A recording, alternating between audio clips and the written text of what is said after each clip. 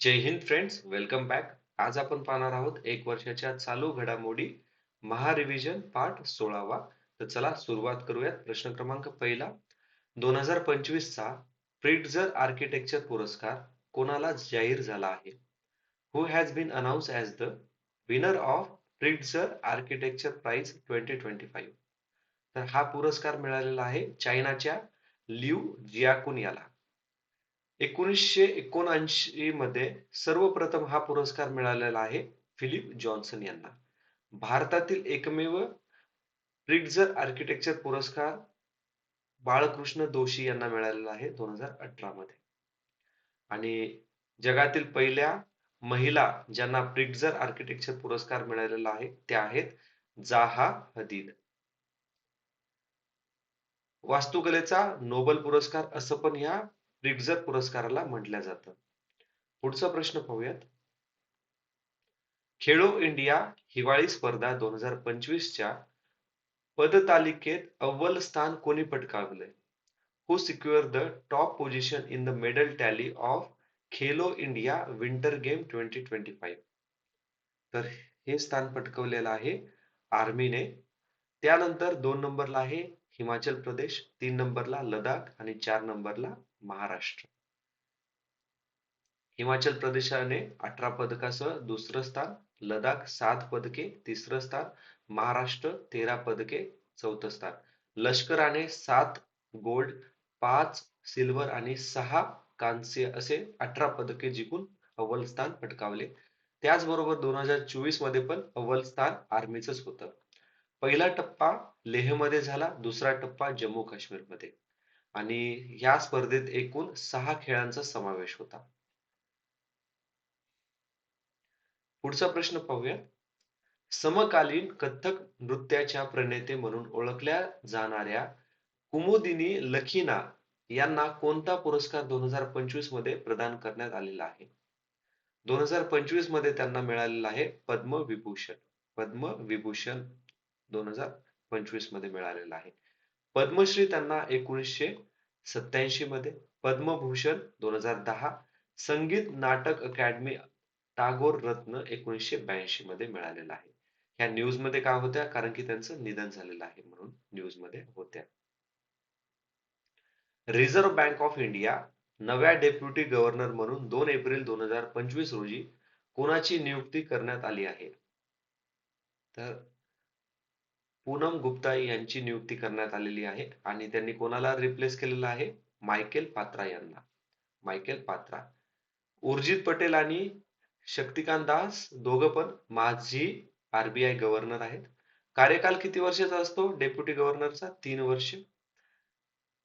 आता लक्षात ठेवा, पूनम गुप्ता यापूर्वी national council of applied economic research यामध्ये महासंचालक म्हणून काम केलं. त्यानंतर त्यांनी प्राईम मिनिस्टर इकॉनॉमिक ऍडवायझर काउन्सिलच्या सदस्य म्हणून काम केलं. 16व्या फायनान्स कमिशन ऍडवायझरी काउन्सिलच्या निमंत्रक पण होत्या त्या. आणि IMF आणि वर्ल्ड बँक मध्ये मोठ्या पदावरती काम केलेलं आहे 2 दशकासाठी त्यांनी. ठीक आहे. आणि IMF आणि वर्ल्ड बँक याचे हेडक्वार्टर कुठे आहे? Washington DC. पोषण टँकर हे कोणत्या प्रकारचे साधन आहे? तर हे साधन आहे मोबाईल आधारित ऍप्लिकेशन. मोबाईल आधारित ऍप्लिकेशन आहे. केंद्रीय महिला आणि बाल विकास मंत्रालय यांनी ही माहिती जाहीर केलेली आहे. कशाबद्दल? पोषण ट्रॅकर वरती. आणि ह्या ऍप वरून आपण रिअल टाइम उपस्थिती, वाढ व पोषण सेवांचा मागोवा घेतला जातो. हमारी परंपरा हमारी विरासत हा राष्ट्रीय स्तरावरील कार्यक्रम कोणत्या स्मृती वर्षाला समर्पित होता? तर हा समर्पित होता भगवान बिरसा मुंडा यांच्या 150व्या जयंती निमित्त. ठीक आहे. 150व्या जयंती वर्षाला समर्पित आहे. पंचायत राज मंत्रालय व झारखंड सरकार यांच्या सहकार्याने आयोजित करण्यात आलेला होता. पुढचा प्रश्न आहे, लखपती बयदेव योजना कोणत्या राज्यात सुरू करण्यात आलेली आहे? तर ही लखपती बयदेव योजना सुरू करण्यात आलेली आहे आसाम मध्ये. ठीक आहे. आसामच्या मुख्यमंत्री मुख्यमंत्री विश्वास शर्मा यांनी काय केलेली आहे? आयोजित केलेली आहे. उद्दिष्ट काय? महिला उद्योजकांना आर्थिक पाठबळ व प्रशिक्षण देणे. हिमंता बिस्वा शर्मा मुख्यमंत्री आहेत. स्कूल चलो हम योजना स्कूल चलो हम मोहीम कोणत्या राज्यात राबवण्यात आली? तर स्कूल चलो हम योजना राबवण्यात आलेली आहे मध्य प्रदेशमध्ये. मध्य प्रदेशचे मुख्यमंत्री मोहन यादव. मुख्यमंत्री महिला उद्योगमिता अभियान कोणत्या ठिकाणी सुरू करण्यात आलेले आहे? तर मुख्यमंत्री महिला उद्योगमिता अभियान सुरू करण्यात आलेले आहे बेहाली इथे. बेहाली आसाम आणि आसामचे मुख्यमंत्री हिमंता बिस्वा शर्मा यांनी अनाऊन्स केलेलं आहे. उद्देश काय आहे? तर महिला स्वरोजगारात वाढ आणि आर्थिक स्वातंत्र्याला प्रोत्साहन देणे. ओके. पुढचा प्रश्न. महाराष्ट्र सायबर गुन्हे सुरक्षा महामंडळाच्या स्थापनेला राज्य सरकारने कोणत्या दिवशी मान्यता दिलेली आहे?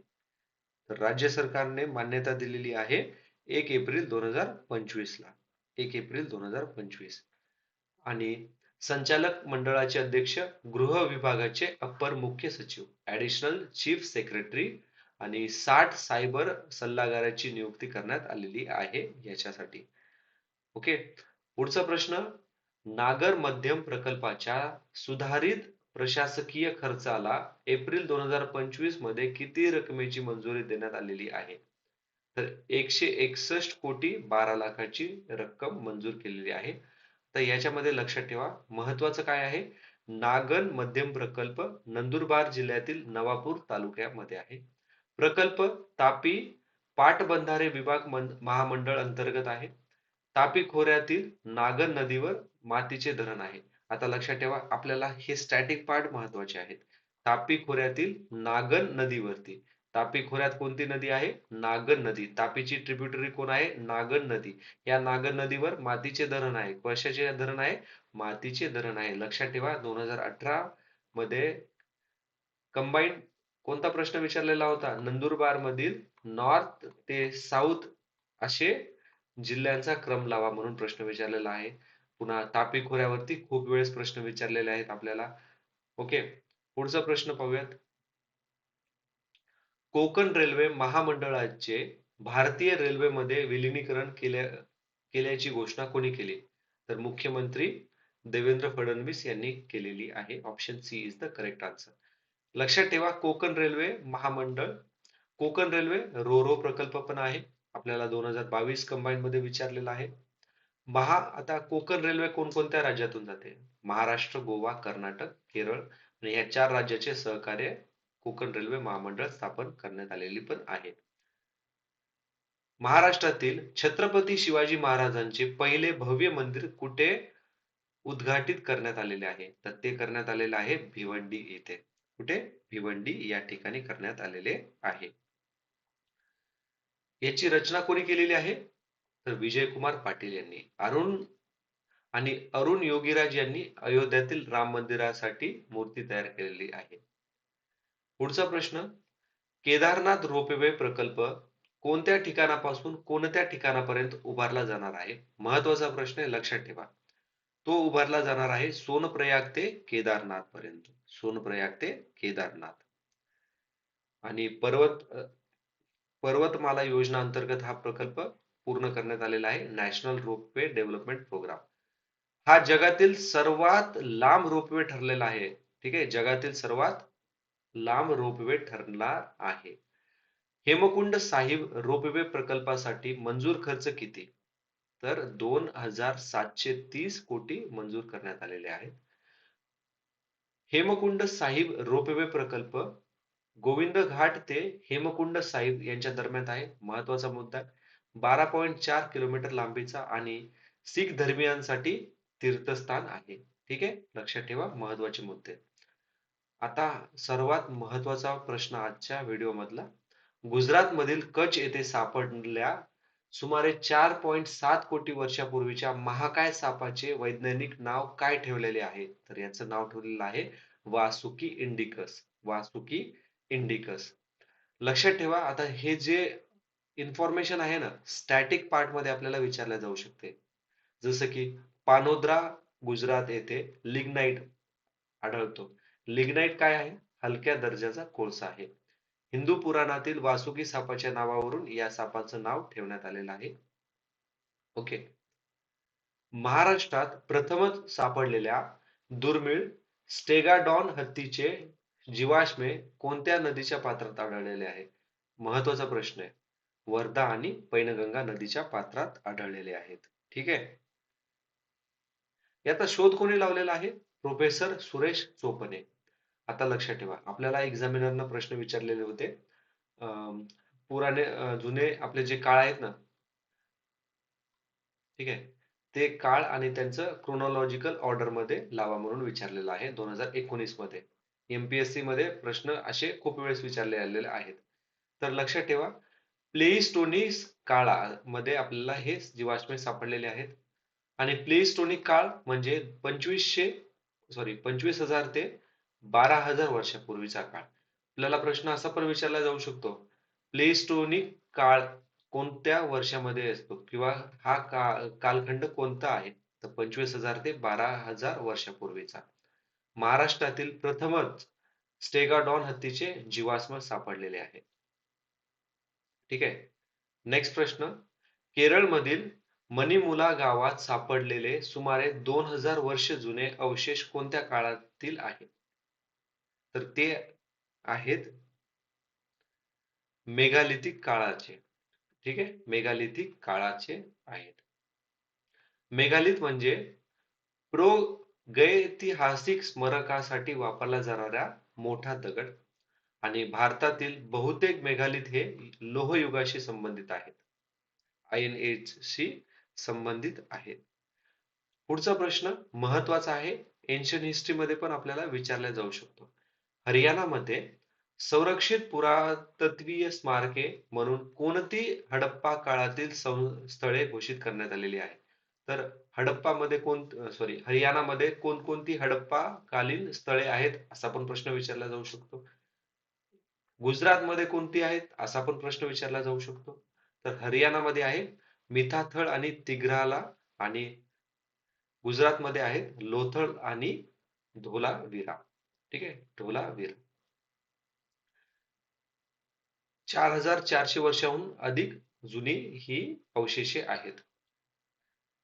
नेक्स्ट प्रश्न, आंतरराष्ट्रीय गुन्हेगारी न्यायालयातून म्हणजे इंटरनॅशनल क्रिमिनल कोर्ट मधून माघारी घेणारा पहिला युरोपियन देश तो आहे Hungary. Option B is the correct answer, Hungary. आता आंतरराष्ट्रीय गुन्हेगारी न्यायालय याची स्थापना केव्हा झाली? 2020 मध्ये झाली. रोम कायदा 1998 मध्ये स्वीकारण्यात आला आणि रोम कायदा 2002 मध्ये अंमलात आला. इंटरनॅशनल क्रिमिनल कोर्ट याचं हेडक्वार्टर आहे हेग, नेदरलँड मध्ये. कुठे? हेग, नेदरलँड मध्ये. पुढचा प्रश्न, M4NATURE म्हणजे काय होतं? ऍक्सलरेटिंग इनोव्हेटिंग मॉनिटरिंग फॉर नेचर रिस्टोरेशन हा उपक्रम कोणत्या संस्थेने सुरू केलेला आहे? तर हा उपक्रम चालू केलेला आहे संयुक्त राष्ट्रसंघ अन्न व कृषी संघटना याने. संयुक्त राष्ट्रसंघ विकास काय करतं? नावावरच विकास लिहिलेला आहे, विकास प्रकल्पावरती धोरण. संयुक्त राष्ट्रसंघ पर्यावरण, पर्यावरणाची धोरणे. आणि world bank headquarter Washington DC, आर्थिक सहाय्य संस्था. ठीक आहे. पुढचा प्रश्न पाहूयात. पंचायती राज व्यवस्था आणि संस्थांमध्ये महिलांचे प्रतिनिधित्व आणि भूमिकामध्ये परिवर्तन हा अहवाल कोणत्या समितीने सादर केलेला आहे? तर तो सादर केलेला आहे सुशील कुमार समितीने. कोणी? सुशील कुमार समिती. मदन मोहन पंची समिती 2000, पूंच समिती 2007. न्यायाधीश मदन मोहन पूंच समिती 2007, सेंट्रल आणि स्टेट रिलेशन वरती. जर तुम्ही आपली पीवायक्यू ची सिरीज पाहत असताल तर तुम्हाला लक्षात येईल 2020 मध्ये पूंच कमिटीवरती प्रश्न होता, 2021 मध्ये सरकारिया कमिटी, 2023 मध्ये सरकारिया कमिटीमध्ये कोण कोण मेंबर नव्हते असा प्रश्न विचारलेला आहे. ठीक आहे. इवन याच्यावरती एक शॉर्ट पण मी अपलोड केलेली आहे. बघा, आता बाकी ऑप्शन मध्ये बघूयात. न्यायाधीश कुरियन जोसेफ हे केंद्र राज्य संबंधित आहेत. त्यानंतर न्यायाधीश एस रवींद्र भट विद्यार्थ्यांचे मानसिक आरोग्य याच्याशी संबंधित आहे. यावरती पुढे प्रश्न पाहायला मिळणार आहे आपल्याला. आणि ही जी पंचायत राज व्यवस्था आणि संस्थांमधील महिलांचे प्रतिनिधित्व आणि भूमिकामध्ये परिवर्तन हा पंचायत राज मंत्रालयाने स्थापन केलेला आहे. लक्षात ठेवा, पंचायत राज मंत्रालय. ओके. आणि यांनी शिफारस काय केली आहे? प्रधानपती, सरपंचपती, मुखियापती प्रथेला आळा घालणं. म्हणजे काय असायचं माहिती आहे का?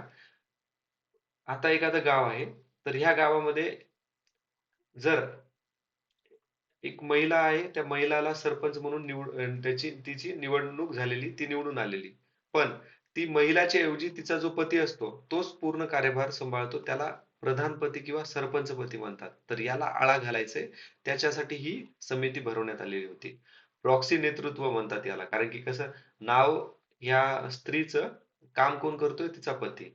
पंचायत समितीतील लिंग विशिष्ट कोटा आणि महिला लोकपालाची नियुक्ती ह्या शिफारस या समितीद्वारे करण्यात आलेल्या आहेत. केंद्र राज्य संबंधाचा आढावा घेण्यासाठी स्थापन करण्यात आलेल्या उच्चस्तरीय समितीचे अध्यक्ष कोण? आता लक्षात ठेवा, पूंच कमिटी 2007 मध्ये होती, आताची नाहीये. तर याचं उत्तर काय आहे मग? तर याचं उत्तर आहे न्यायाधीश कुरियर जोसेफ. न्यायाधीश कुरियर जोसेफ. रवींद्र भट मानसिक आरोग्य टास्क फोर्स. पुढे प्रश्न आहे यावरती. आता पुढचा प्रश्न पाहूयात. विद्यार्थ्यांच्या मानसिक आरोग्याच्या समस्यावर उपाय सुचवण्यासाठी स्थापन केलेल्या राष्ट्रीय कार्यदलाचे अध्यक्ष कोण आहेत? आत्ताच बघितलं आपण. कोण आहेत मित्रांनो? तर ते आहेत न्यायाधीश Ravindra Bhat. Option C is the correct answer. Okay. Punchhi committee 2007. Sanjiv Khanna सरन्यायाधीश आहेत. कुरियन जोसेफ केंद्र व राज्य संबंध. ठीक आहे, केंद्र व राज्य संबंध. आत्ताच प्रश्न पाहिलाय. दिल्ली उच्च न्यायालयाचे न्यायमूर्ती यशवंत वर्मा यांच्या निवासस्थानी कथित रोकड सापडल्याच्या प्रकरणाची चौकशी करण्यासाठी समिती स्थापन करण्याचा निर्णय कोणी घेतला? Who decide to constitute a committee to probe the alleged cash recovery at the residence of Delhi High Court Judge Yashwant Verma? Yashwant Verma. तर कोणी सांगितलं ही कमिटी भरवायला? तर सरन्यायाधीश संजीव खन्ना. सरन्यायाधीश संजीव खन्ना. ठीक आहे. समितीमध्ये 3 न्यायमूर्तीची समिती बनवण्यात आलेली आहे. त्यामध्ये कोण कोण सदस्य आहेत? तर शील नागू, न्यायाधीश शील नागू, न्यायाधीश जी एस संधावालिया, त्यानंतर न्यायाधीश अनु शिवरामन. पुढचा प्रश्न आहे, महत्वाचा प्रश्न आहे, लक्षात ठेवा हा प्रश्न. एकात्मिक वक्त व्यवस्थापन, सक्षमीकरण, कार्यक्षमता आणि विकास कायदा 2024, युनिफाइड वक्त management, empowerment, efficiency and development act 2024 संदर्भात खालीलपैकी कोणती विधाने बरोबर आहेत? तर लोकसभेत हा कायदा 2 एप्रिलला मंजूर केला. राज्यसभेत 4 एप्रिलला.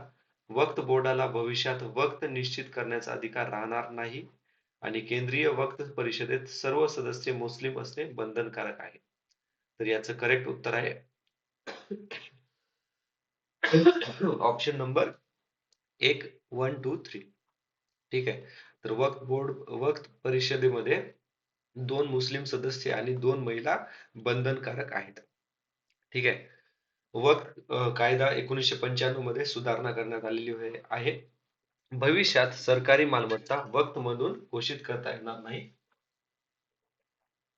तर वक्त निश्चित करण्याचा अधिकार कोणाला दिलेला आहे? आता जिल्हा अधिकाऱ्याकडे सोपवण्यात आलेला आहे. ओके. दोन मुस्लिम सदस्य आणि 2 महिला सदस्य असणं बंधनकारक आहे. ठीक आहे.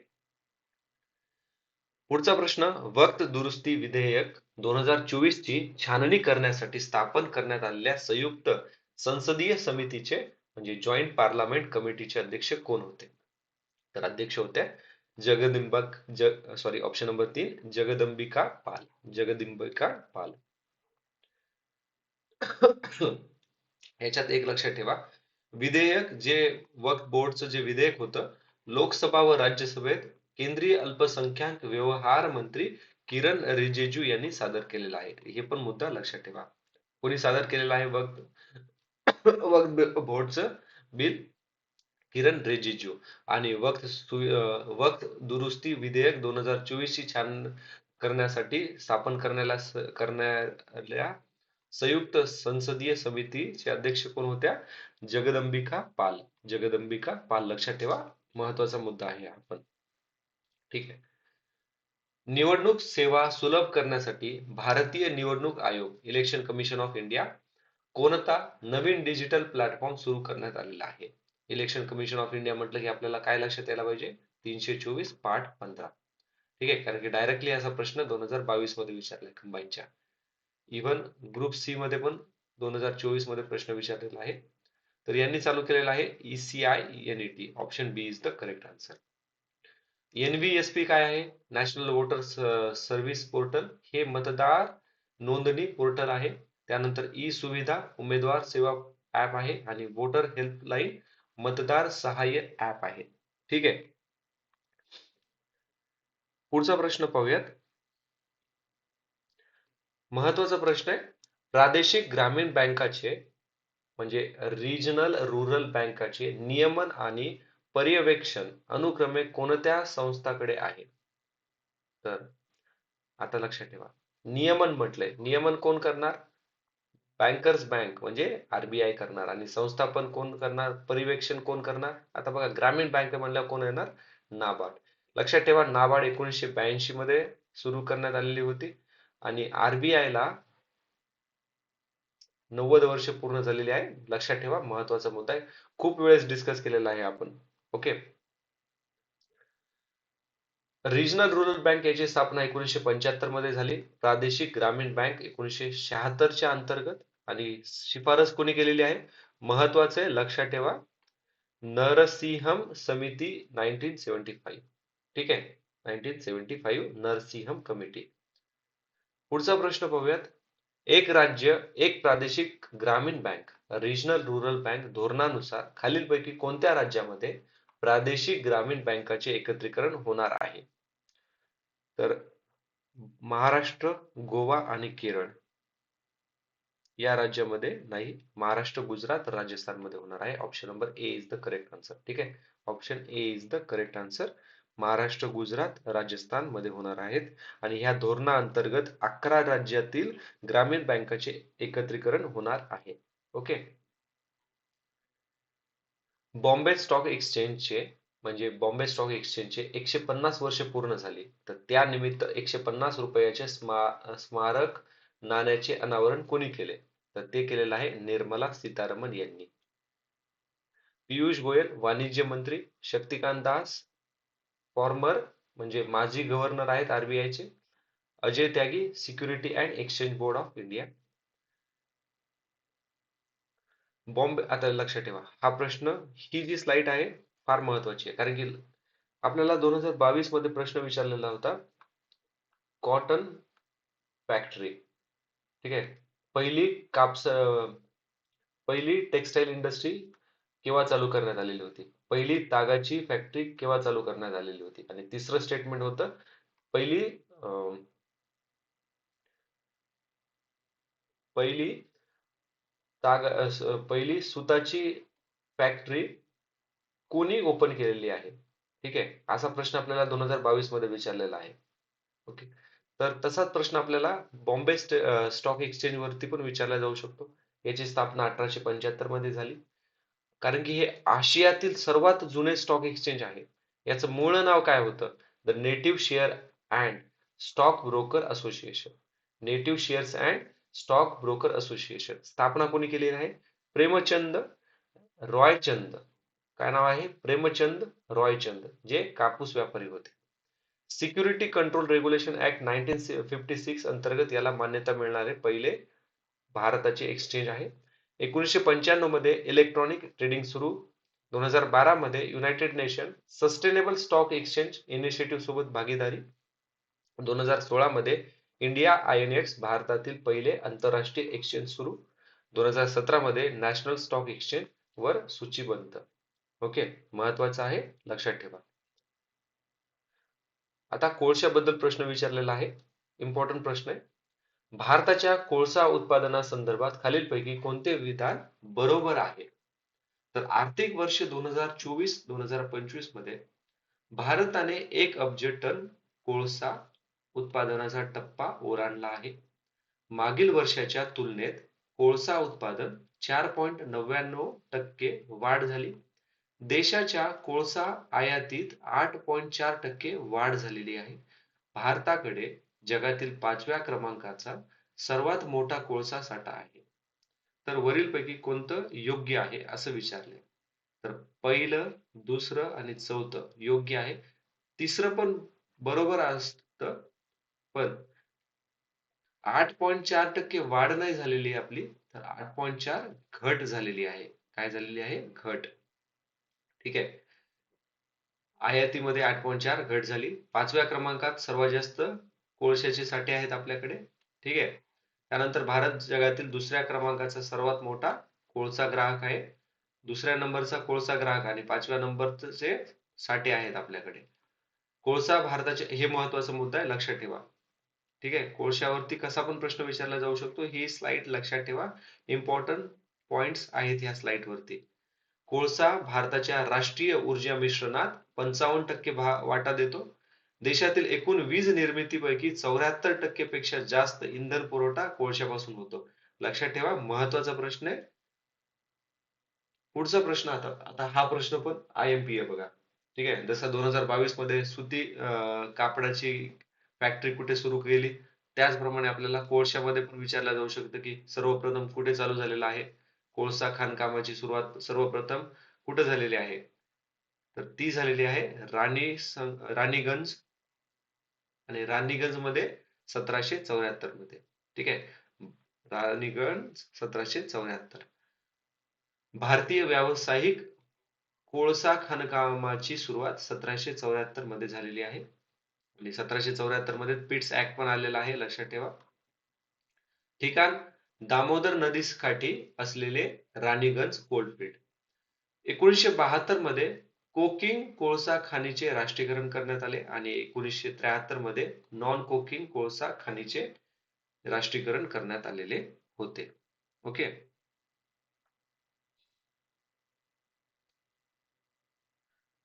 पुढचा प्रश्न, भारतातील नदीतील डॉल्फिन संदर्भात खालीलपैकी कोणते विधान बरोबर आहे?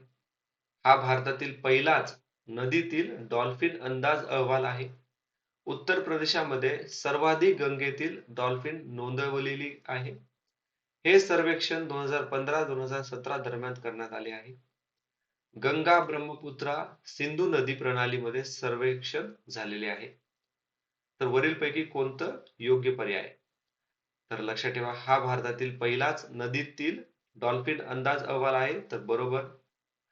युपी मध्ये सर्वात जास्त डॉल्फिन्स आहेत, हे पण बरोबर आहे. हे सर्वेक्षण 2021 ते 2023 या दरम्यान करण्यात आलेले आहे आणि गंगा ब्रह्मपुत्रा सिंधू नदीवरती. तर उत्तर आहे option number 1 to 4. Option A is the correct answer. ठीक आहे. आता याच्यामध्ये काही महत्वाचे मुद्दे लक्षात घेऊयात आपण त्याबद्दल. सर्वात जास्त युपी, 2 नंबरला बिहार, 3 नंबरला पश्चिम बंगाल, 4 नंबरला आसाम. कोणकोणत्या नदीमध्ये आहेत? गंगा, ब्रह्मपुत्रा, सिंधू नदी. ठीक आहे. 2021-2023 या दरम्यान भारतीय वन्यजीव संस्था म्हणजे वर्ल्ड इन्स्टिट्यूट ऑफ इंडिया यांच्या नेतृत्वाखाली पर्यावरण, वन आणि हवामान बदल मंत्रालय अंतर्गत करण्यात आलेले आहे. ठीक आहे. पुढचा प्रश्न आहे, गंगेतील डॉल्फिनला सुसू, बघा गंगेतील डॉल्फिनचं दुसरं नाव आहे सुसू. कारण की ते ज्यावेळेस डॉल्फिन स्विम करतात त्यावेळेस ते सू सू असा आवाज काढतात. भारताचा राष्ट्रीय जलचर प्राणी कधी घोषित केलेला आहे? तर याला घोषित केलेलं आहे 2009 मध्ये. 2009 मध्ये घोषित केलेला आहे भारतीय राष्ट्रीय जलचर प्राणी. 1972 मध्ये काय झालेलं आहे? वन्यजीव संरक्षण कायदा आलेला आहे आणि वन्यजीव संरक्षण कायदा 1972 अंतर्गत डॉल्फिन अनुसूचित यादी 1 मध्ये येतात. ठीक आहे. अनुसूचित यादी 1 मध्ये. आणि IUCN स्टेटस नुसार धोक्यात असलेले म्हणजे इंडेंजर कॅटेगरी मध्ये येतात. कशामध्ये? इंडेंजर कॅटेगरी मध्ये येतात. आता डॉल्फिन आढळतात कोणकोणत्या देशात? महत्वाचा मुद्दा आहे, लक्षात ठेवा. भारत, नेपाळ आणि बांगलादेश मध्ये आढळतात. गंगा, ब्रह्मपुत्रा, मेघना आणि कर्णफुली सागू नदी प्रणालीमध्ये आपल्याला डॉल्फिन पाहायला मिळतात. सिंधू नदीतील डॉल्फिन हा पंजाबचा राज्य जलचर प्राणी आहे. लक्षात ठेवा, महत्वाचा मुद्दा आहे. ठीक आहे. तर ठीक आहे मित्रांनो, आता आपण इथेच थांबूया. जर तुम्हाला काही डाऊट असताल तर प्लीज मला कमेंट बॉक्समध्ये मेन्शन करा. Thanks for watching. See you in next video. Jai Hind. Take care. See you in next lecture.